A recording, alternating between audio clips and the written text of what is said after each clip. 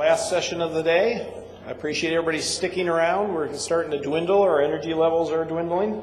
But this is, for many people here in the area, this may be the most important session of the whole 2 days. We're going to talk about the health-related issues from the Red Butte Creek spill. And just off today, Michael, who lives on the creek and was affected by the spill, is going to provide some perspective on how the spill affected him as a parent. And this is a presentation that he actually came to New Orleans and did for a larger national group in November, and we really appreciated him coming down there to provide this too. So, Michael? You know how to work this more than I do, so I'll let you. That's I feel a little bit like a lone voice up here in that we've had all of these experts come through and share their professional opinions, and then there's me. I'm not an expert in the field of pipeline safety or in the associated health effects. I'm simply a homeowner and a parent of children that were, deeply affected by the Red Butte spill, and I think Carl felt that it would be important to have that perspective thrown into the mix as well. So that's what I'm going to try to do here. I don't need to go through a lot of these. This, like Carl said, this presentation was really originally put together for a New Orleans conference, and some of it I don't think to talk about exactly what happened or to show you pictures or those kinds of things are really necessary here, because I think all this has been seared into our brain more than we want already. But I picked this picture, kind of start out with both because it is a little bit, I'm trying to you should have a little bit of humor here, how I have felt throughout this process, and because it was a fellow much like this one that started the whole process for us. My youngest son, and I will show you my boys. This is a picture of my boys, but just right about the time of the spill. They're older now. My youngest son was spending the night at a friend's house the night of the spill, up near the source of the spill. And he called and said he got sick, and came home early in the morning. He said, "I feel really sick, Dad." And so he came home and went to bed. And we thought, oh no, he picked up a bug, at his buddy's house. Something's going on. And he stayed in bed all day and was sick. And the next day, he's not a sickly kind of kid. He's never down for more than a day. So the next day we tried to get him going, doing things. And he said, well, I'm going to walk down to the creek behind the house and try to get outside. Maybe I'll feel better. Not the smartest choice, but we didn't know anything at the time. So he went down and he found a duck, just like the one you just saw, covered in oil. And he's the epitome of an animal lover. And he said, we got to do something for the duck. We got to do something for the duck. And so my wife called around, found out who to talk to, and they sent someone out. He went back down. They couldn't find the duck. And they said, well, when you find him, call us back, and we'll come get the duck and clean him up. So he spent about an hour down by the creek. Came up just green, puking his guts out, sick as could be, literally laid on the floor for hours just holding his gut, crying in so much pain, going, something's wrong. And I'm sorry, I'm a little slow, I guess, but we didn't connect the dots. We thought, oh boy, whatever he really got a bad bug, right? We thought he was just sick. Stayed in bed all that day. The next day he had his school had a science camp, and he wouldn't go. So the day after that, it was an all-week camp. We said, no, you're going to go, because, kids are. They say they're sick, then they go do something fun, and somehow they seem to be just fine. We thought we could just get him out of the house, he'll be fine. So he went to school that day, and he was an hour away from the house, and he started feeling really, really good. He seemed like he was better. And we were so grateful we got a call from him saying, yeah, I'm feeling better, Dad. Oh, good, good. Little did we know that day the science camp was going to the aviary. Not what we knew or expected. So all morning he was at the camp doing great at his school, went to the aviary. They go in from the west side there. He didn't know that the pond was a containment. He knew nothing about that. Got to the aviary, and within 5 minutes was laying on the ground again, puking his guts out and sick. They called us, and we went down there, and that's when we put 2 and 2 together. Oh, this isn't a bug. Are we slow or what? Maybe it has to do with the oil.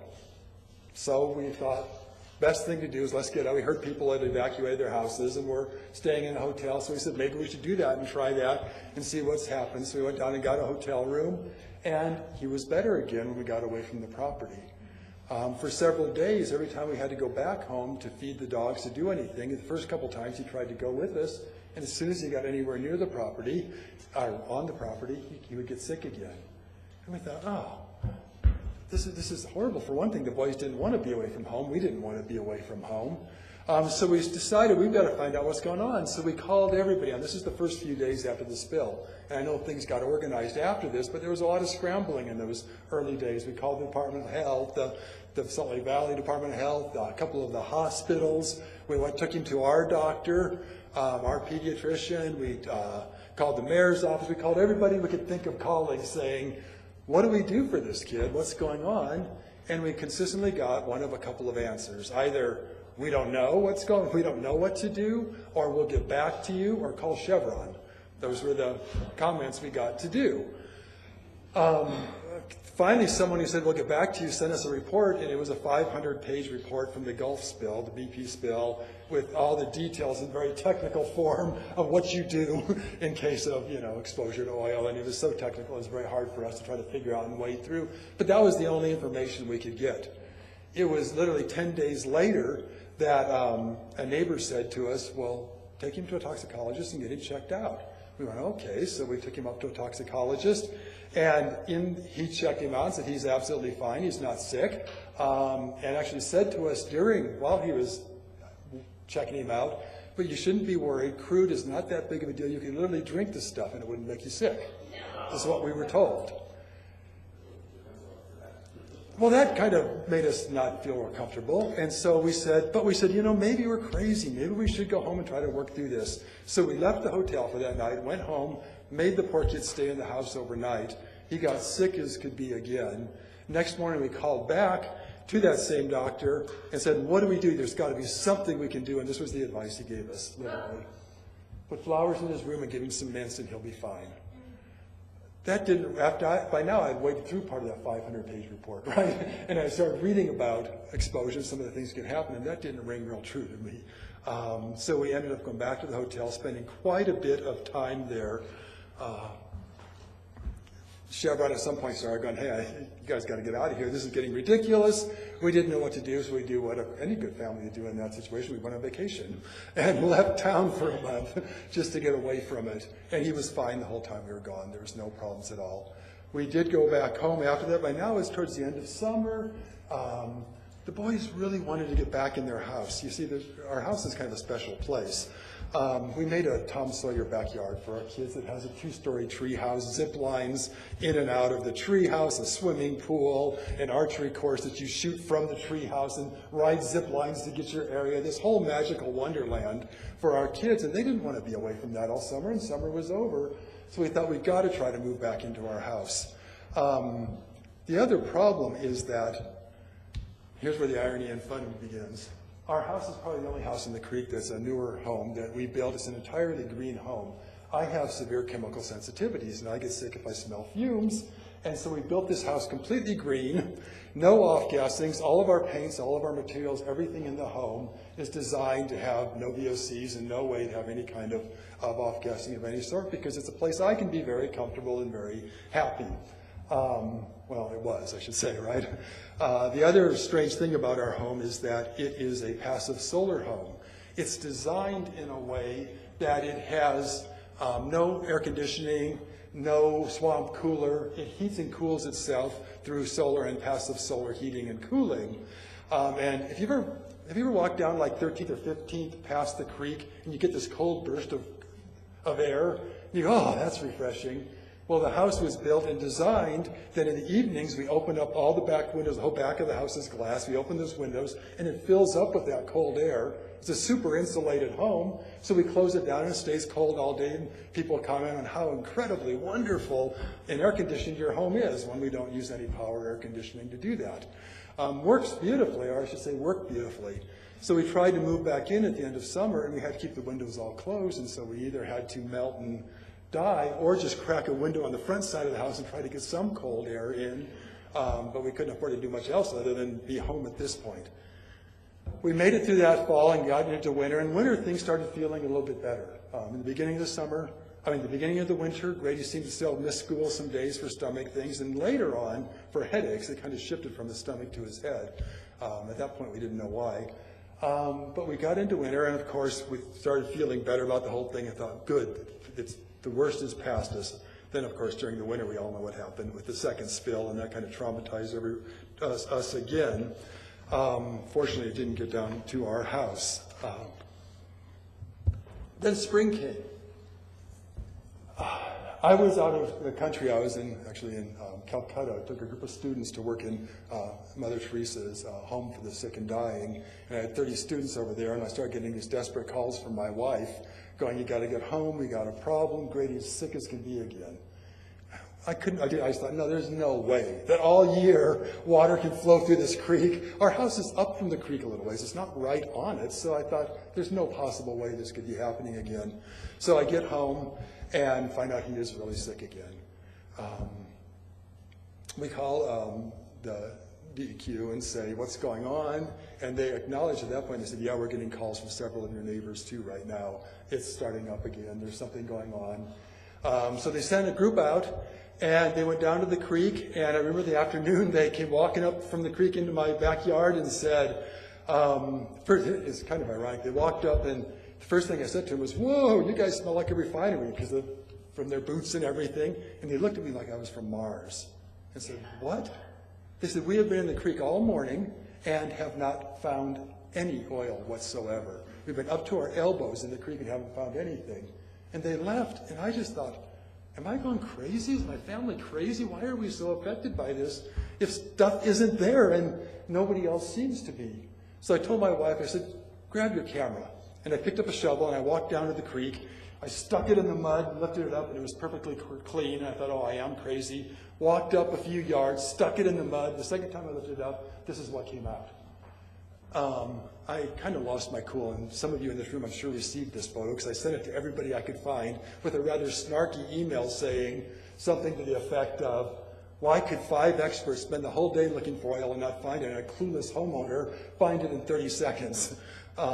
It bothered, because it was very, I mean, I still have the samples. It was solid, chunks of oil everywhere. They did come back, and they tested again in the spot where I stuck my shovel in, and when we got those tests back, they did say, and it's hard to read some of the technical stuff on those reports.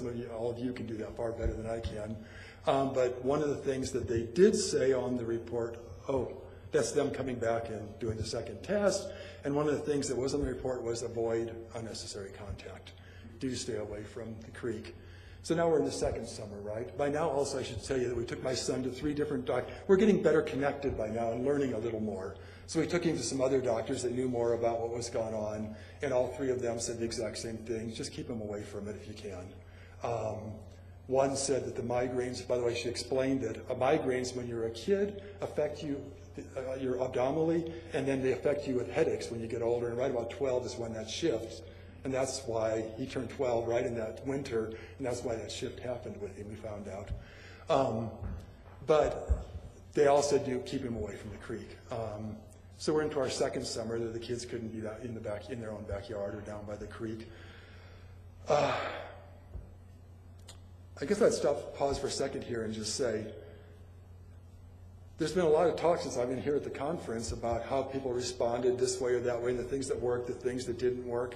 I would just say from a homeowner's perspective, the father of a kid who is this sick, the thing I would want to see happen right away more than anything else is that right from the get-go, there's somebody saying, if you've got someone exhibiting these symptoms, get them out of there. I didn't learn that quick enough. I'll take part of the blame for that, but someone should have been there to say, if someone's experiencing all that stuff, don't leave them there. Get them away from it. And I know there's liability issues and everything else that enter into all that, but for heaven's sake, the things we've exposed him to, we shouldn't have, because no one was there to say that to us. Our particular situation, well, I mean, we've been through 2 summers now, and we're right at the cusp right now. We have to start opening our windows again, and we're hoping, no, please let this be over now. Please let it be clean enough it's not an issue. In our situation, that's a bit complicated by the fact that it hasn't been cleaned behind our house yet. Some of you know this story, you know why. If you look to the kind of, I guess, right of the tree house through the trees here, you'll see right back in there, there's a cabin, which is right behind our property. And that cabin, here's another view of the cabin, they've been unable to clean. They've said they can't get to it, that there's some danger reasons that it can't be cleaned. And so the cabin and the stretch past the cabin where all the sandbags are has not been touched. In fact, I see, if you do a ring around that cabin and there's the 5 residents, 3 of those residents are sitting in the room here in the room right now. And I think the reason for that is because all of us keep experiencing things and it has not been touched. And we keep having the fumes and problems. So we're scared now that when spring comes in 2 days or 3 days or a week from now or whenever it is and we open up, we're going to have the same problems. Here's what's complicated for us. On one hand, we'll get quotes like this saying, the monitoring, we know of no other places that need to be cleaned. Then we'll get something sent to us saying, well, until that cabin's cleaned, we'll have no idea what the results are, how it's affecting you. So how's a father who has a sick child supposed to sort through that, right? Then we'll get something that will say, there is no danger, everything's fine, and then we get another report that will say to us, avoid contact, because if you get near it, you're going to have a problem. All that leads us back to my, whoops, I think I went the wrong direction there. Back to my original picture of it leaves us kind of feeling like this. You know, what do we do? What do we do as homeowners when we're getting all this conflicting information? And here's the thing.